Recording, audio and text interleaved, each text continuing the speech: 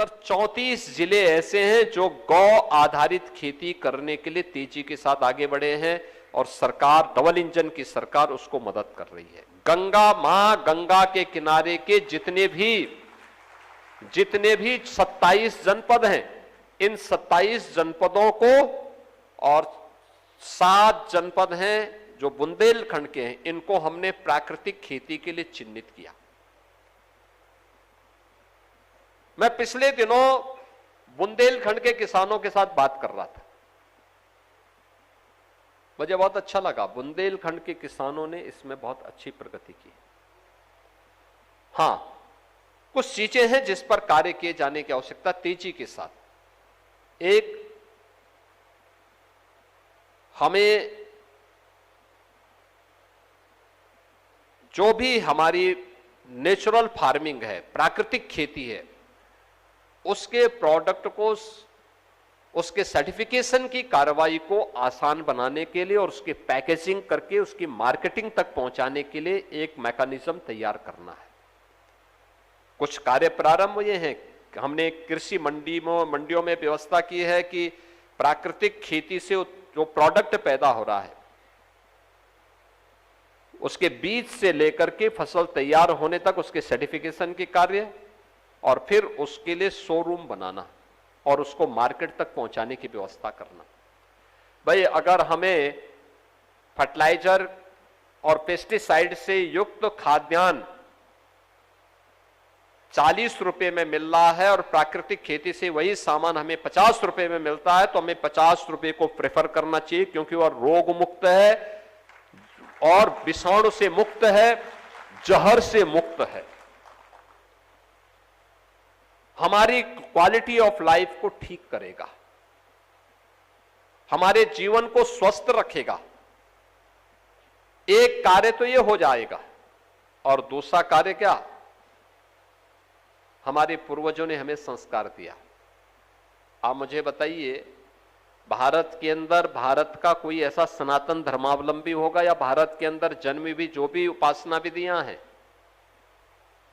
वे वैदिक परंपरा को मानने वाले होंगे, बौद्ध होंगे, जैनी होंगे, सिख होंगे, या किसी भी पंथ और संप्रदाय से जुड़े होंगे, उनमें से कोई ऐसा व्यक्ति है जो गौ माता की उपासना न करता हो?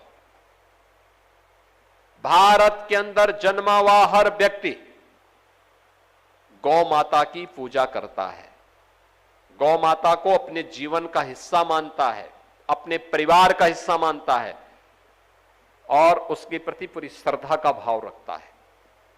अनेक उदाहरण आपके सामने हैं, सिख गुरुओं के इतिहास हैं आपके सामने।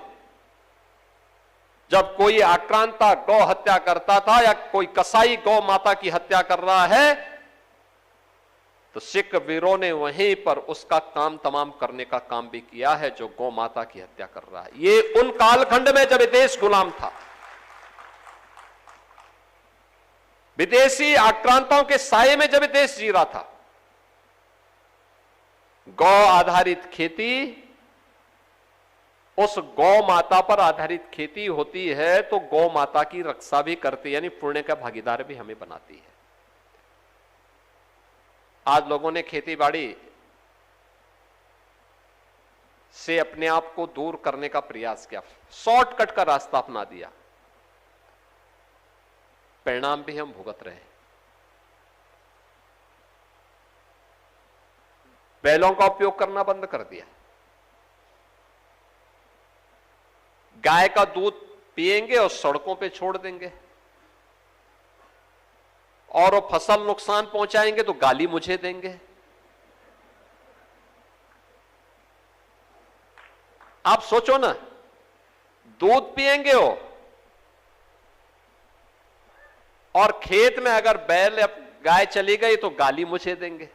आप मुझे भाई, हम यूपी के अंदर हमने, ये हमारा संकल्प भी है, क्योंकि हमारा संस्कार है कि गौ हमारी माता है, जन्म जन्मांतर का नाता है। गौ माता को कटने नहीं देंगे और देश की सुरक्षा के साथ कोई खिलवाड़ नहीं होने देंगे, और उसी संकल्प के साथ हम काम कर रहे हैं। लेकिन हमें इस बात को ध्यान में रखना होगा। मैंने देखा हम लोगों ने प्रयास किया लोग कम से कम इसके बारे में जागरूक हों, नहीं किए तो हमने कहा सरकार के स्तर पर करेंगे। आए थे सभी लोग, सभी जनप्रतिनिधि जो मंच पर हमारे विधायक गण बैठे हैं, कृषि मंत्री जी भी आए, क्योंकि उन्होंने भी पशु, लखनऊ में तो उन्होंने गाय पाली हुई है। कृषि मंत्री जी के घर में गाय हैं और बहुत अच्छी नस्ल की गाय हैं, सरप्लस दूध है।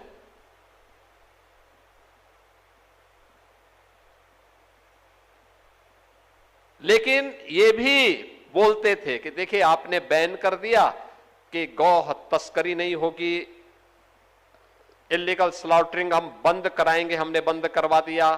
अब खेती को नुकसान हो रहा है तो खेती में मैं कृषि मंत्री होने के नाते नुकसान हमारा हो रहा है। तो मैंने कहा गौ माता को कटने नहीं देंगे, लेकिन विकल्प हम दे रहे हैं। हमने 3 विकल्प दिए थे। एक, राज्य सरकार निराश्रित गौ आश्रय स्थल बनाएगी, और मुझे प्रसन्नता है 14 लाख गौवंश 7,700 से अधिक गौशालाओं में वर्तमान में रह रहे हैं, उनकी देखभाल राज्य सरकार करती है। दूसरा, मुख्यमंत्री सहभागिता योजना में हमने अन्नदाता किसानों से कहा कि आप 4 गौवंश कोई भी ले लें, बछड़े हैं, गाय है, बछिया है, जिसको भी आप रखना चाहते हैं रखिए, हम आपको पैसा देंगे। एक गाय पे 1500 रुपया महीना हम देंगे। एक गाय पे 1500, अगर 4 रखेंगे तो 6000 रुपया देंगे। लेकिन देखभाल ठीक होनी चाहिए, स्वस्थ रहनी चाहिए, मजबूत रहनी चाहिए, गाय बीमार नहीं दिखनी चाहिए। उसको हमने सहभागिता योजना के अंतर्गत किया। लगभग 1.5 लाख के आसपास हमारे पास किसानों ने ऐसी गायों को रखा है, ऐसा गौवंश रखा है। और तीसरी है कुपोषित परिवारों के लिए। देखिए, समाज में अगर कोई भी व्यक्ति अस्वस्थ है, अभावग्रस्त है, कोई बच्चा कुपोषित है, ये कुपोषण का शिकार केवल वह परिवार नहीं है, समाज की विकृति का भी परिणाम ये बताता है। हमारी संवेदना उस परिवार के प्रति होनी चाहिए, क्योंकि वह बच्चा एक परिवार का बच्चा हो सकता है, लेकिन वह धरोहर है हमारे समाज की भी और देश की भी। इसलिए उसको स्वस्थ जीवन जीने का पूरा अधिकार होना चाहिए। तो हम लोगों ने कहा सहभागिता योजना, एक स्कीम हमने कुपोषित माता के लिए और बच्चे के लिए रखी है कि हमारी निराश्रित गौआश्रय स्थल पर में जो एक गाय हैं, इन गाय में से कोई गाय अगर ब्याई हुई गाय है, उस गाय को वह परिवार ले ले, उसकी देखभाल करें, दूध वो पी ले, उसकी देखभाल करें, उसके लिए भी हम उसको 1500 रुपया महीना उस गाय के लिए चारा के लिए उपलब्ध करवाएंगे। हम करवा रहे हैं। मुझे बहुत अच्छा लगा कि लगभग 1 लाख के आसपास गोवंश इस आधार पर भी हम लोगों ने दिए हैं, और लोग उसके माध्यम से उन परिवारों तक पहुंच रहे हैं, उन परिवारों तक दूध भी मिल जा रहा है। क्योंकि देसी गाय का दूध होगा तो हिष्ट पुष्ट होगा, कम दूध देती है लेकिन मजबूत होता है। अगर यही गोवंश को हम ठीक ढंग से इसको कर लें, एक गाय, देसी नस्ल की गाय, एक वर्ष में कई एकड़ खेती को प्राकृतिक खेती के लिए वह फर्टिलाइजर के रूप में भी, पेस्टिसाइड के रूप में भी, केमिकल के रूप में भी जो प्रोडक्ट देती है, वह एक गाय के गोबर से, एक गाय से कई एकड़ खेती के लिए प्राप्त हो जाता है। और इसमें जो भी खर्चा आना है, प्राकृतिक खेती से संबंधित जो पुस्तक अभी यहाँ साही जी ने मुझे उपलब्ध कराई है, आचार्य देवव्रत जी का, जो हमारे माननीय राज्यपाल हैं गुजरात के, उन्होंने इस दिशा में बहुत अच्छा काम किया, अभिनंदनीय कार्य किया। वे आए भी थे 2 वर्ष पहले यहां, 3 वर्ष पहले यहां आए भी थे, इसी विश्वविद्यालय में हम उनके साथ आए भी थे। बहुत अच्छी पुस्तक लिखी है। सरदेव पालेकर जी ने भी इसमें बहुत अच्छा काम किया, उन्होंने इसको प्रोत्साहित किया। यानी इसमें मार्केट से कुछ भी खरीदना नहीं, जो अन्नदाता किसान के खेत में पैदा होता उसी से होना है। गाय का गोबर, गाय का मूत्र, कोई भी दलहन, गुड़ और पानी, इन सबको मिलाकर के अगर आप जीवामृत बनाते हैं, उसका छिड़काव करते हैं, समय के अनुरूप बीज का शोधन करते हैं और वहां से इस प्रक्रिया को आगे बढ़ाते हैं, तो यह प्राकृतिक खेती की शुरुआत प्रारंभ कर देता है। प्रारंभ में थोड़ा मेहनत करनी पड़ेगी, और अन्नदाता किसान के लिए मेहनत करना कोई कठिन काम नहीं है। वह जब पसीना बहाता है तब धरती माता से वो सोना उगलने का काम करता है, तो उसके लिए मेहनत कोई मायने नहीं रखती, लेकिन उसकी लागत भी कम होगी और वह समाज को बीमारी से भी मुक्त कर देगा।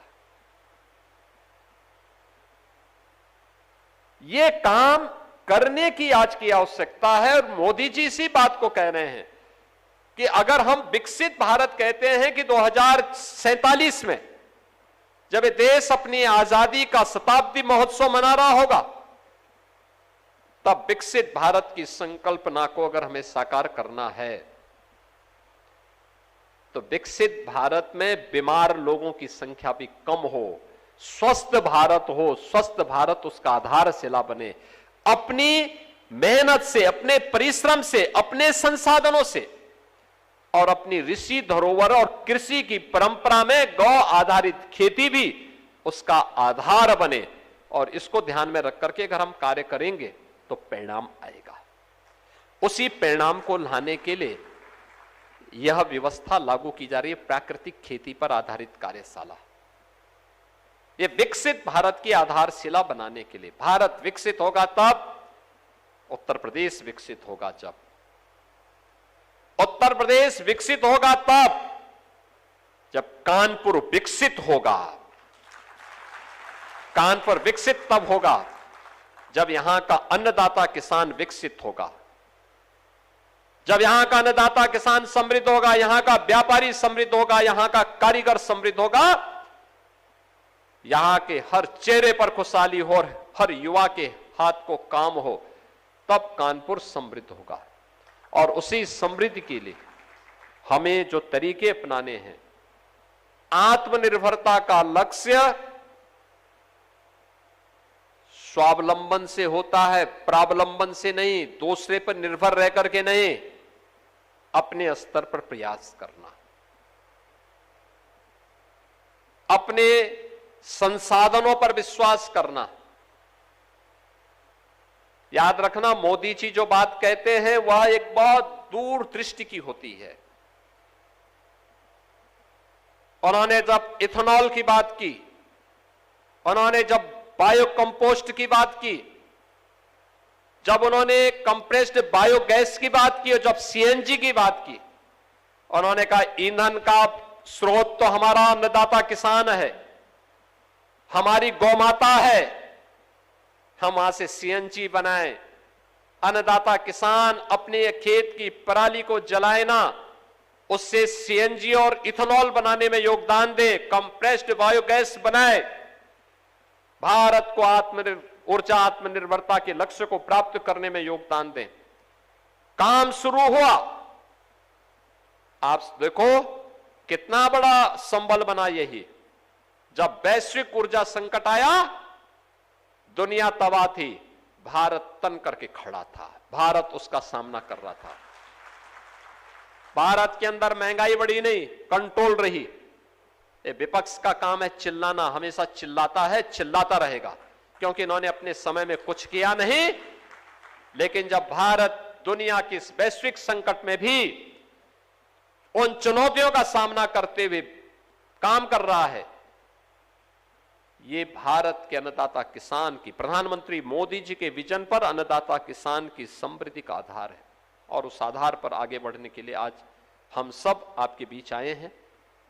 यह कार्यशाला सफल हो, विकसित भारत की आधारशिला बने, आने वाली पीढ़ी स्वस्थ हो, यह विकसित भारत की आधारशिला बनने वाले हैं।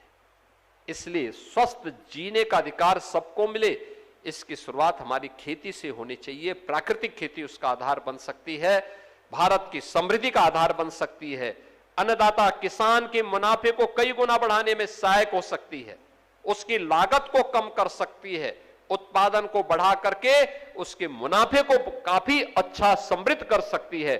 यह प्राकृतिक खेती से संभव है।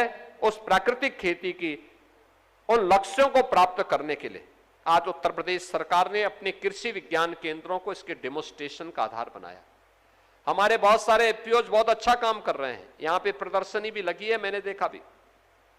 लेकिन मैं कृषि विभाग से जरूर कहूंगा कि जहां कहीं भी कृषि की प्रदर्शनी लगती है, अभी 12 वर्ष के प्रधानमंत्री जी के इस कार्यकाल के उपलक्ष्य में हर प्रखंड स्तर पर जो प्रदर्शनी लग रही है, उस प्रदर्शनी का दायित्व किसी न किसी एफपीओज को दीजिए। यूपी के एफपीओज बहुत अच्छा काम कर रहे हैं, बहुत अच्छा काम कर रहे हैं। किसी ने मिलेट पे, किसी ने प्राकृतिक खेती पे, किसी ने दलहन पर, किसी ने अन्य उस पर बहुत अच्छे काम किए हैं। उसके बारे में हमें उनके उसको भी डिस्प्ले करना चाहिए। उनके आने जाने लॉजिंग की हम खर्चा दें, व्यवस्था करें, वहां पे उसको डिस्प्ले करें और फिर प्रशिक्षण के साथ लोगों को जोड़ें। अवश्य इसका लाभ होगा। यह कार्यशाला यहां पर आयोजित की जा रही है, मैं इसके लिए हृदय से चंद्रशेखर आजाद कृषि और प्रौद्योगिकी विश्वविद्यालय, कृषि विभाग को हृदय से धन्यवाद देता हूं। आप सबके प्रति अपनी शुभकामनाएं देता हूं। बहुत बहुत धन्यवाद। जय हिंद। बहुत बहुत धन्यवाद। तो फिलहाल आप योगी आदित्यनाथ को सुन रहे थे। हम बढ़ते हैं आगे। तो यूपी के कैबिनेट मंत्री और सुहेलदेव भारतीय समाज पार्टी के प्रमुख ओम प्रकाश राजभर ने अपने दावों को दोहराया और किस तरीके से साफ तौर पर कहा कि अब यूपी की सियासत